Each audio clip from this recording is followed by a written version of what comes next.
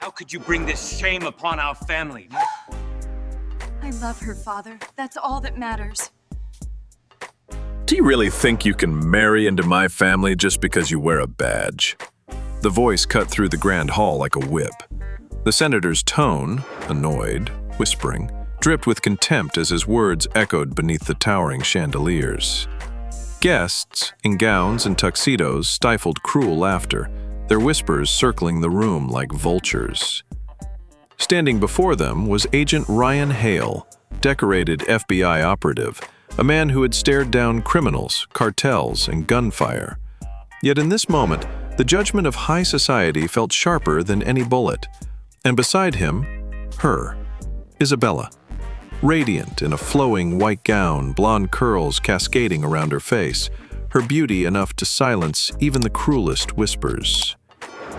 She had been born into wealth, but unlike her father's cold arrogance, she carried warmth, kindness, and strength. Tonight, she was the reason Ryan stood tall. The senator's lip curled. You think courage in the field makes you worthy of my daughter? You're nothing but a government dog. My bloodline deserves royalty, not an agent with scars. Gasps echoed. Guests leaned in, eager for the humiliation. Ryan's jaw tightened, his hand brushing Isabella's as if to draw strength from her presence. For years, he had fought in shadows unknown to the world, protecting lives of people who would never know his name. But now, in the harsh light of chandeliers, he was being tested in a way no mission had ever prepared him for. You will not ruin this day for me. Not again. Isabella, eyes blazing, stepped forward before Ryan could speak. The fabric of her gown shimmered under the lights, her presence commanding silence. She lifted her chin, her voice clear, unshaken. Father, I've seen this man walk through fire for strangers. I've seen him broken, bleeding, and still refusing to give up on justice. No fortune, no title, no crown could ever equal the strength of his heart. He doesn't need to prove himself to you, because he's already proven himself to me. The room froze. Her defiance was a knife cutting through the arrogance of old money. Even the orchestra players set down their instruments, waiting for what came next. Ryan finally spoke, his voice steady, carrying the quiet authority of a man who had stared down danger 1,000 times. Senator, with respect, your approval doesn't define me, and it doesn't define us.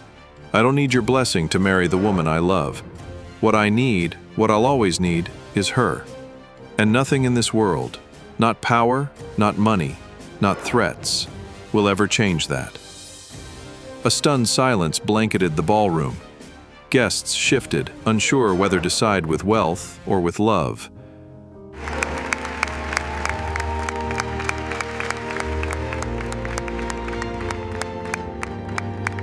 Then Isabella did something no one expected.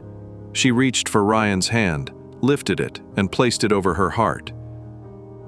"This," she said softly, yet with the force of thunder. The hall erupted, not in laughter, but in applause. Guests rose to their feet, swept by the undeniable truth shining before them. The senator's face burned crimson, his empire of pride crumbling before his very eyes. Ryan bent down, kissed Isabella's hand, and whispered for her alone, "Nothing will ever take me from you."